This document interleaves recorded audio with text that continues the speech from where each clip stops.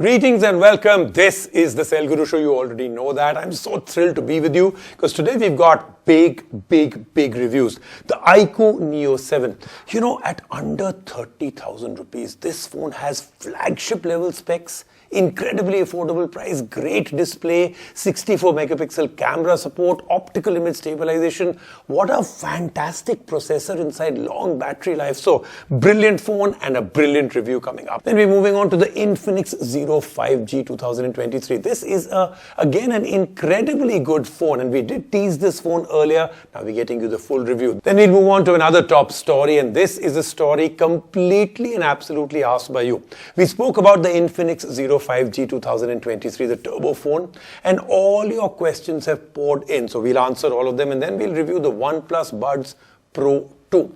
Big new upgrade to these buds from OnePlus. Great sound quality. Actually have been tuned by Hans Zimmer, the maestro of music. 25 hours of playback, spatial audio, adaptive noise cancellation.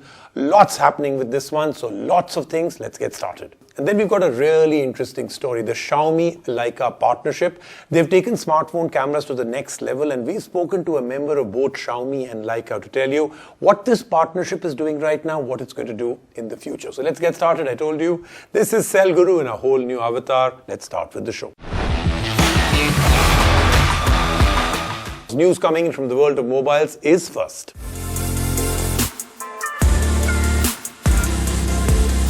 Samsung announced the release of One UI 5.1, which was newly unveiled with the Galaxy S23 series at Galaxy Unpacked 2023.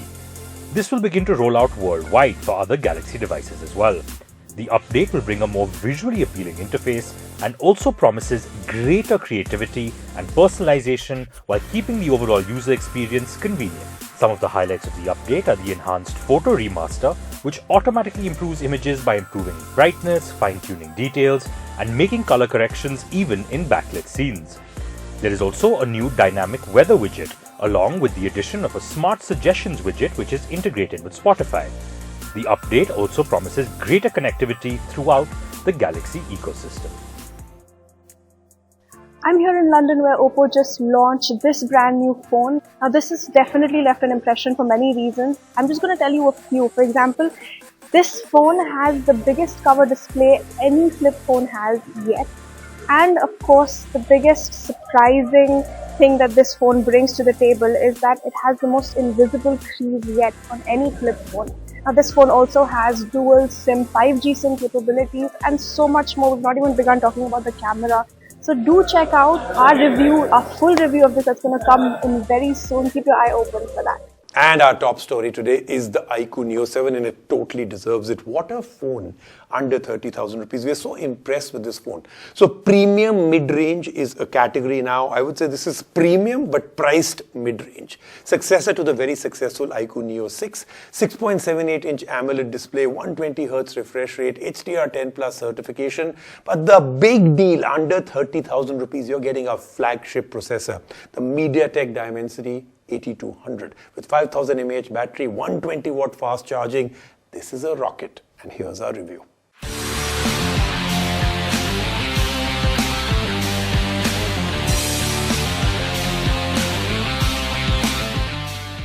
iQoo as a brand has been making major splashes in the smartphone market, and with the release of the iQoo Neo 7, the term flagship killer has been taken to new heights.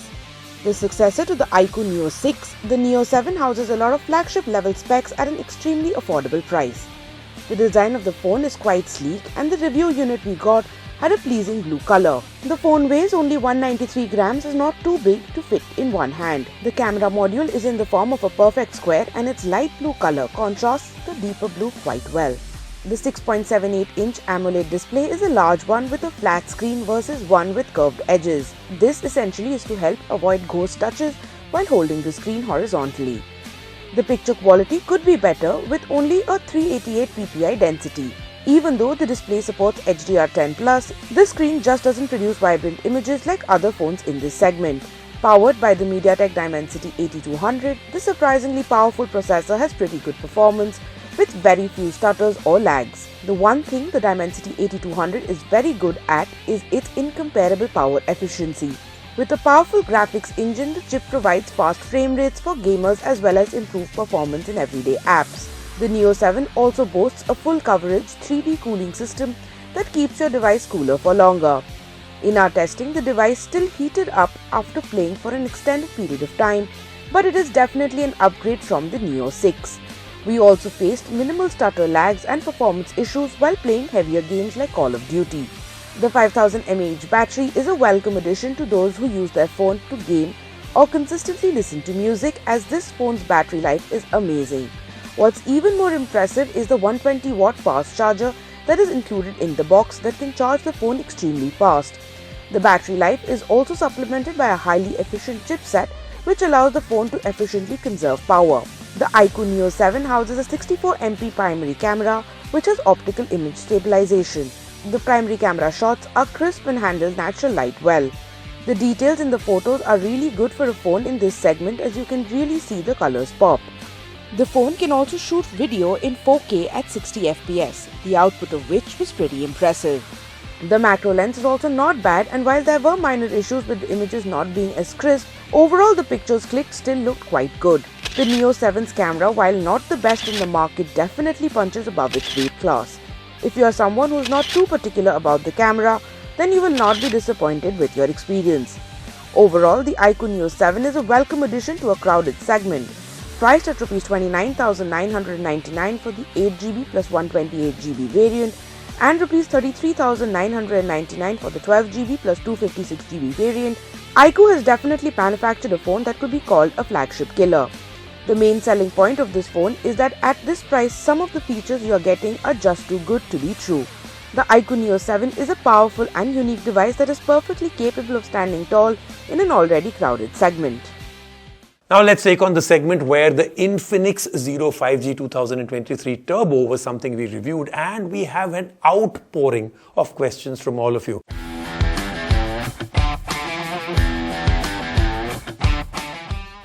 Before we get to your questions, here is a quick relook at the Infinix Zero 5G 2020. As a rising brand, Infinix is slowly making its mark on consumers. The latest entrant is the Infinix Zero 5G 2023 Turbo.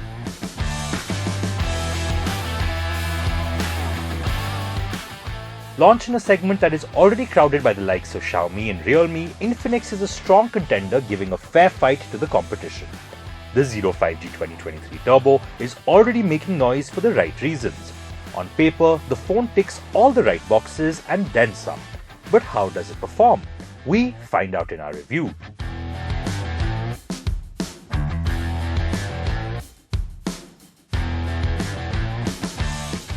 As soon as you unbox the Infinix Zero 5G 2023 Turbo, it is a good-looking device and there is no doubt about it. The device comes with a triple camera setup and sports a 50-megapixel primary lens. It also has a 16-megapixel front camera. The phone features a big 6.78-inch Full HD Plus LTPS display.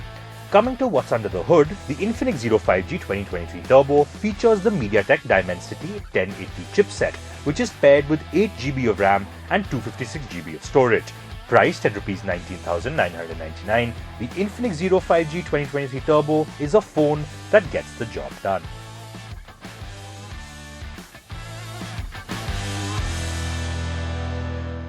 So the first question a lot of you have asked is that why is Infinix adding the 3.5mm headphone jack back? Why did we say that's an awesome feature when all others seem to be taking it out? Well, actually speaking, 3.5mm headphone jack is, I think, a vital feature.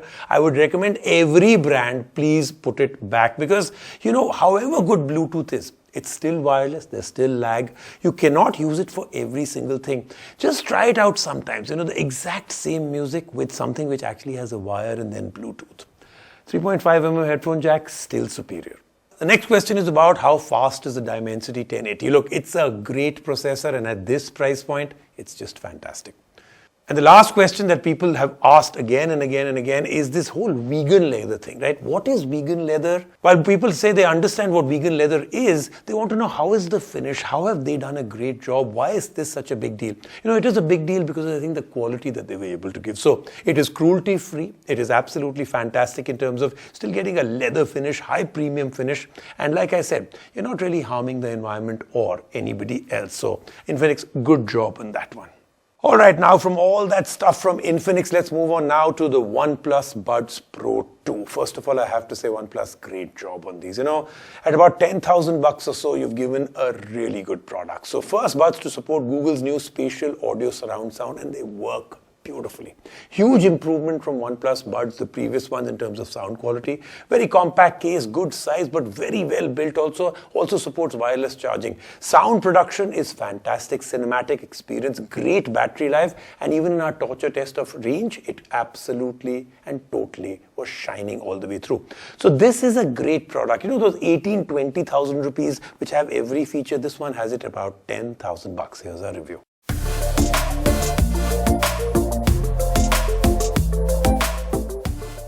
The OnePlus Buds Pro 2 has some very ambitious goals and its price even reflects that. So does the device live up to its own hype?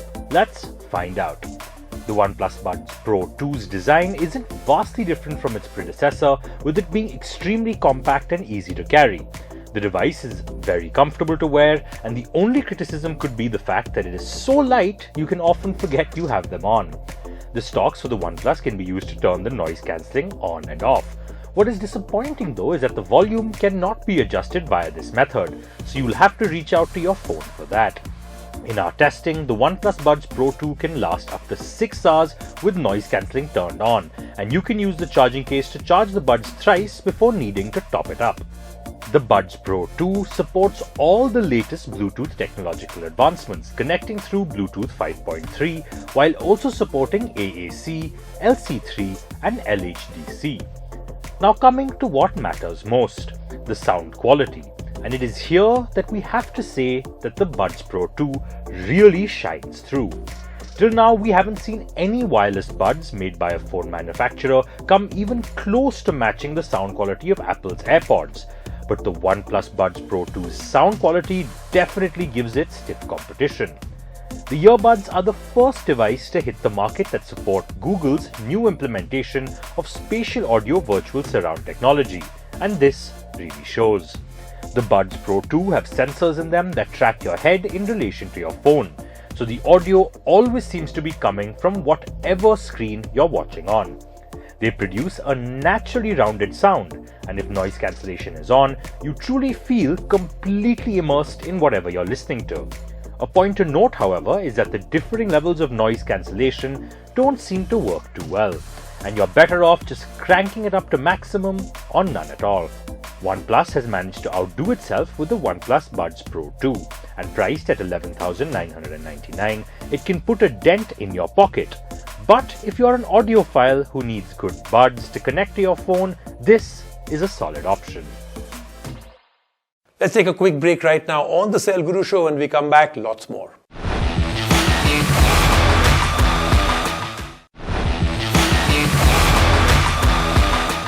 Let's move on now to another very interesting thing that we did, this new Xiaomi-Leica partnership. Xiaomi till now not really well known for their cameras, right? Now with this Leica partnership, they're now partnering up to take smartphone photography on Xiaomi phones to an all-new level. So we spoke to two people from Leica and of course one from Xiaomi. First we spoke to Marius. Marius, welcome to the show. Now Marius, while Leica has been pioneering smartphone camera tech for a while now, what makes this partnership with Xiaomi different compared to anything else you've done before? I mean, Leica is active in the world of photography since more than 100 years, and also in the smartphone tech we are more than 10 years now active.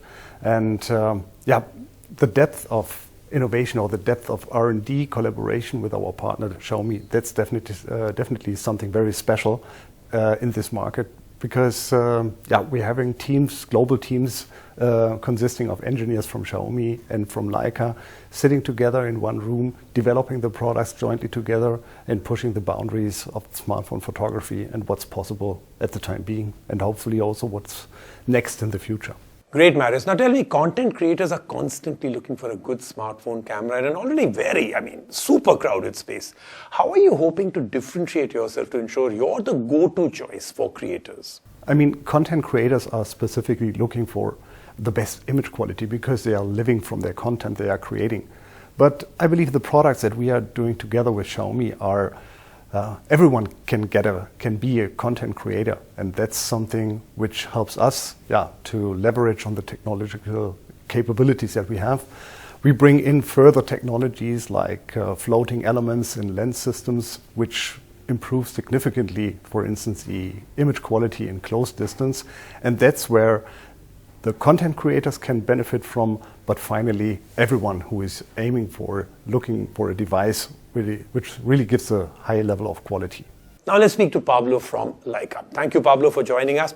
Now for the Xiaomi 12S Ultra, consumers can choose between the Leica authentic look and the Leica vibrant look. Could you tell us a little bit more about this? Yeah, when we started developing the 12S Ultra, we came to the conclusion that there's different kind of customers or users, and they prefer different looks in the final image. We from Leica push for the authentic look, which is what our cameras have been delivering for the last years. More than 100 years, first on film, now on digital. And but at the same time, we had to keep the users that are coming from the smartphone world directly, that don't have this experience of the previous camera world, consistent. So we kept what is called the Leica Vibrant, and it appeals a little bit more with more saturation, with a dynamic range that is a little bit more compressed. So everything is there in the photo. For the authentic look, we keep a little bit more contrast, and at the same time, saturation is a little bit lower. Wow, that's fascinating. And Anuj, a question for you. Beyond the 12S Ultra, what do you think Leica can bring to the table in this partnership? What's up next? Yeah, Rajiv, obviously we are all super excited about this entire partnership. One day, I'm hoping we get to this level. But till then, obviously there are a lot of innovations coming in. We'll see innovations in terms of the sensor sizes and the sensor quality. And of course, the optics of it, the lenses, things like floating lenses coming in, which will let you get really close to different subjects that we've not seen in the past. And of course, with Leica, like what Marius just said, the entire computational part of it, and what consumers can expect, both average consumers as well as people who are really into photography. Thank you so much. Thank you so much, gentlemen. This has been fascinating talking to all of you. And that then is the Cell Guru Show for this week. It's been a fascinating show for me. I'm sure it was for you too. I'll see you next week on another epic edition of the Cell Guru Show.